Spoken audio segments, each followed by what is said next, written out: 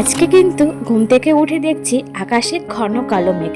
আর এই ঘন কালো মেঘ দেখে কিন্তু মনটা বেশ ভালো হয়ে গেল। তার কারণ কি বলতো, যা গরম পড়েছে এই গরম কিন্তু সহ্য করা যাচ্ছে না। তাই কিন্তু আকাশে মেঘ দেখে একটু বেশ খুশিই হলাম।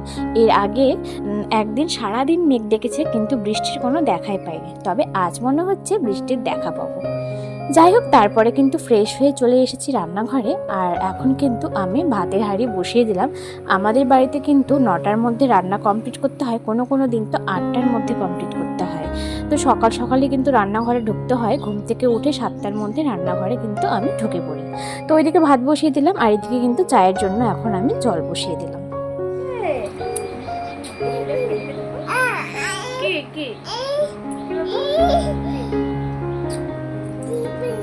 গুড মর্নিং, গুড মর্নিং,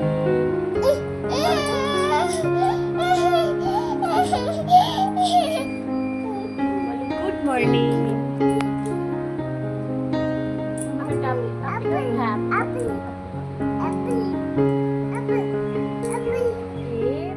তো ওইদিকে যেই চায়ের জন্য জল বসিয়েছি, তারপরে কিন্তু গ্যাসটা অফ করে আমাকে চলে আসতে হয়েছে ঘরে।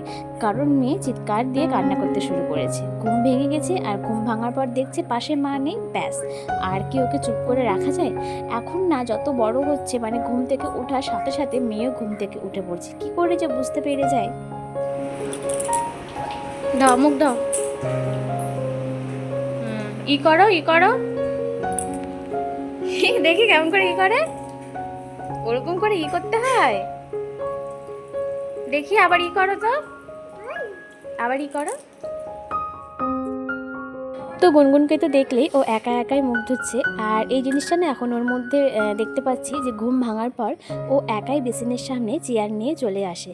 মানে চেয়ার নিয়ে আসে, ওকে চেয়ারে উঠিয়ে দিতে হবে, তারপরে বেসিনের কলটা ছেড়ে দিতে হবে, আর ও একা একাই মুখ ধুবে। মানে ও বুঝতে পেরে গেছে যে ঘুম ভাঙার পর আমাদেরকে চোখে মুখে জল দিতে হয়, ফ্রেশ হতে হয়, ব্রাশ করতে হয়। তো তারপর এখন চলে আসলাম ওর ব্রেকফাস্টে। আর ও ছোটো থেকে বড় হয়েছে, এই ব্রেকফাস্টটা ওকে আমি কোনোদিনই দেইনি, মানে চিড়ে ওকে কখনোই খাওয়াইনি। আজকে আমি প্রথম খাওয়াবো ওকে চিড়ে। তো চিড়েটা প্রথমে গরম জলে 5 মিনিটের জন্য ভিজিয়ে রাখলাম। আর 5 মিনিটের জন্য ভিজিয়ে রাখলে চিড়েটা কিন্তু ফুলে অনেকটাই নরম হয়ে যাবে। আর এখন একটা পাকা আম আমি চিড়েটার মধ্যে চিপে নিলাম। তারপর দুধ দিয়ে কিন্তু আমি এটাকে এখন আমার মেয়েকে খাইয়ে দেবো। আর এই গরমে কিন্তু চিড়ে খাওয়ানো খুবই ভালো, এতে কি হয় শরীর ও পেট দুটোই ঠান্ডা থাকে।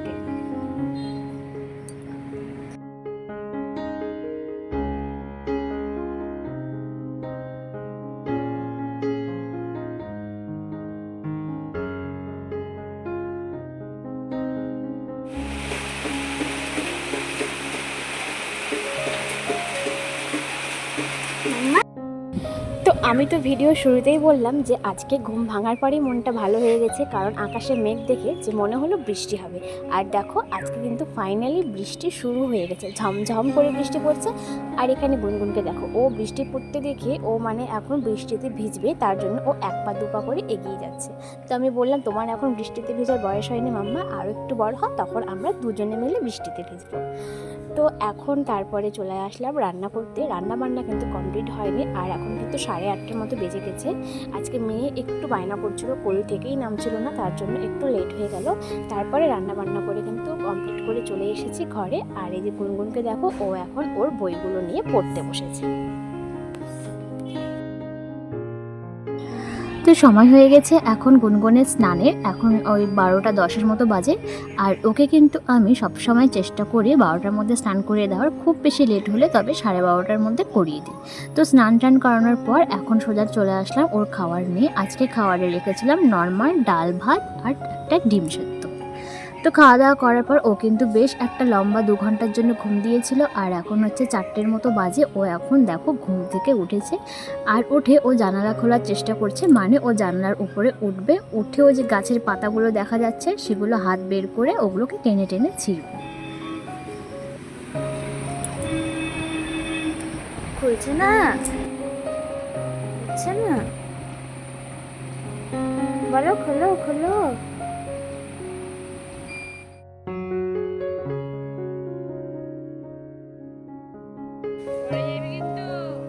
আর এখানে দেখো এখন কিন্তু ঝমঝম করে বৃষ্টি পড়ছে, আর এই বৃষ্টি পড়া দেখেও কিন্তু আমি বৃষ্টিতে ভিজতে পারছি না। তার কারণ আমি এখন মা হয়েছি, আর মা হতে গেলে কিন্তু অনেক পছন্দের জিনিস ত্যাগ করতে হয়। কারণ আমার এখন ছোটো মেয়ে আছে, আর আমি যদি বৃষ্টিতে ভিজে স্নান করি তাহলে আমার মেয়ে ঠান্ডা লেগে যাবে। তার জন্য কিন্তু এই জিনিসটা আমাকে ত্যাগ করতে হয়েছে। তুমি কি দেখছো? বৃষ্টি? জল? চেয়ারে দাঁড়িয়ে দাঁড়িয়ে তুমি বৃষ্টি দেখছো? কই জল? তো তোমাদের সাথে আবার দেখা হচ্ছে এখন সন্ধেবেলা, এখন হচ্ছে 7টা বাজে। তো এখন গুনগুনের পাপা আর আমি একটু বেরোচ্ছি, আর ওর পাপার বন্ধু তাদের ওয়াইফরাও আছে, তো সবাই মিলে একটু বেরোচ্ছি। তো তোমরা সাথে থেকো। তো বাইরে গিয়ে গুনগুন কী করছে অবশ্যই তোমাদের সাথে শেয়ার করবো। তো আমরা কিন্তু এখন বেরিয়ে পড়েছি, আর গুনগুনকে দেখো চুপ করে মাঝখানে বসে ওর পাপাকে ধরে আছে। আর বাইরে কিন্তু বৃষ্টি হয়েছে, তার জন্য একটু রাস্তাঘাটগুলো ফাঁকা ফাঁকা আছে, কিন্তু বেশ ভালো লাগছিল ওয়েদারটা ঠান্ডা হয়ে যাওয়াতে। ঘুরতেও কিন্তু বেশ মজা পেয়েছি, কারণ কোনো গরম লাগছিল না, কোনো অস্বস্তি ভাব ছিল না। আর আমরা কিন্তু যে জায়গার উদ্দেশ্যে এসেছি এই ক্যাফেতে কিন্তু আমরা পৌঁছে গেছি। মাম্মা এই এই এই কি করবা?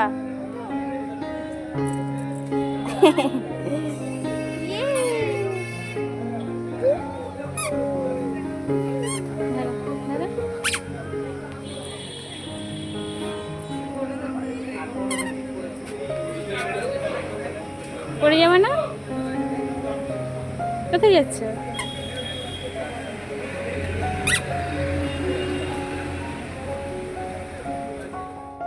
তো যার জন্য ওয়েট করছিলাম সে কিন্তু চলে এসেছে।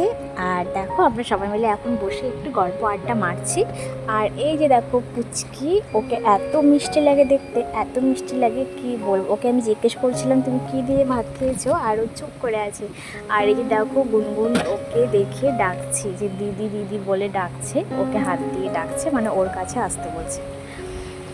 আর এই যে গুনগুন এখন পাপার কোলে বসে আছে। আর এই জায়গাটা কিন্তু গুনগুনের ভীষণ চেনা একটি জায়গা, কারণ ওর পাপার সাথে আর আমার সাথে গুনগুন প্রায়ই এখানে আসে, তার জন্য কিন্তু জায়গাটা ওর ভীষণ চেনা জায়গা হয়ে গেছে।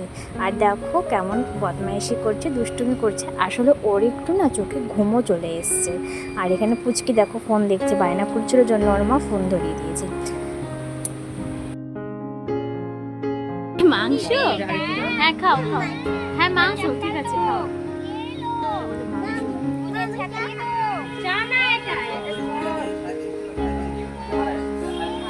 তুমি খাও। কি খাচ্ছ তুমি?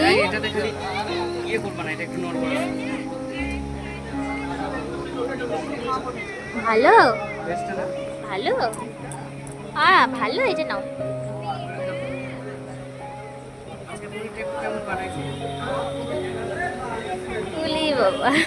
অনেক ঘোরাঘুরি করে মজা করে আড্ডা মেরে কিন্তু আমরা এখন 9:30 বাজে, এখন বাড়িতে চলে আসলাম। তো এই যে দেখো ঘুমিয়ে পড়েছে, আর আমি কিন্তু বাইরে থেকে আসি ওভাবেই, মানে মুখটুক কিচ্ছু ক্লিন করিনি, খালি ড্রেসটা চেঞ্জ করে ওকে ওর খাবারটা বানিয়ে ওকে খাওয়ালাম, খাওয়াই ওকে নিয়ে একটু শুলাম, ও ঘুমিয়ে পড়েছে, প্রচণ্ড ঘুম পেয়ে গেছিলো, তো ঘুম পাড়িয়ে দিলাম। তো বন্ধুরা মেয়ে ঘুমিয়ে পড়েছে, তো আজকের মতো ব্লগটা আমি এখানেই শেষ করব। তো এরপর হচ্ছে আমি ফ্রেশ হবো। তো যাই হোক তোমাদের কেমন লাগলো ভিডিওটা অবশ্যই কমেন্ট করে জানাবে, ভালো লেগে থাকলে চ্যানেলটা সাবস্ক্রাইব করে পাশে থাকবে। আর প্লিজ তোমরা যারা পুরো ভিডিও স্কিপ না করে পুরো ভিডিও দেখেছো তোমরা ছোট্ট করে একটা কমেন্ট করবে, তাহলে আমারও সুবিধা হবে তোমাদের চ্যানেলে গিয়ে তোমাদের ভিডিও দেখতে। তাহলে আজকের মতো টাটা, দেখা হবে নেক্সট কোনো ব্লগে, ততক্ষণ সবাই সুস্থ থেকো আর ভালো থেকো।